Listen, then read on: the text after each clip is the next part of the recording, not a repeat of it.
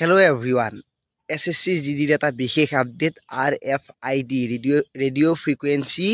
identification যিটো নেকি ব্যৱহাৰ কৰি ৰানিং হোৱাৰ এটা সংকা দেখা পাইছে আপোনালোকে চাগে বহুতে শুনা পাইছে RFID লগাই ৰানিং কৰাব ইমান বছৰে হোৱা নাছিলে কিন্তু RFID লগালে ফিল্ডত ৰানিং কৰাব নে ৰাস্তাত ৰানিং কৰিব এইটো এটা বহুত ডাঙৰ আপোনালোকৰ কোৱেশ্চন এইখিনিতে কৈ দিও এই যিটো RFID সেইটো যদি আপোনালোকে ট্ৰেকাৰ লগাই ৰাস্তাটো হ'ব পাৰে ফিল্ডতো হ'ব পাৰে য'তে হ'ব পাৰে ভৰিত দুখন ভৰিতে দুডাল বেল্ট লগাই দিয়ে য'ত নেকি GPS লাগি থাকে আৰু যোৰ পৰা ৰানিং আৰম্ভ হয় আপুনি যেতিয়া ৰানিংটো আৰম্ভ কৰে তেতিয়াৰ পৰা আপোনাৰ টাইমিং কাউন্ট হ'ব আৰু যেতিয়া কমপ্লিট হ'ব আপোনাৰ নিজৰ টাইমিং তাতে উঠিব এইখিনি হ'ল এটা RFIDৰ ৰুল কিন্তু কথাটো হ'ল কি ফিল্ডত হ'ব নে ৰাস্তাত হ'ব সেইটো কোনেও নাজানে ৰাস্তাটো হ'ব পাৰে ফিল্ডতো হ'ব পাৰে কিন্তু RFID লগাই ৰাস্তাটো ৰানিং কৰাব পাৰে ফিল্ডতো ৰানিং কৰাব পাৰে কোনো ধৰণৰ চিন্তা কৰিব নালাগে কেৱল RFID যদি লগায় তেতিয়াহ'লে টাইমিঙৰ কিন্তু বহুত বেছি ইম্পৰ্টেণ্ট হ'ব এক মাইক্ৰ ছেকেণ্ডটো যদি বেছি লাগে তেতিয়াও আপোনালোকৰ ফেইল বুলি ঘোষণা কৰিব কাৰণ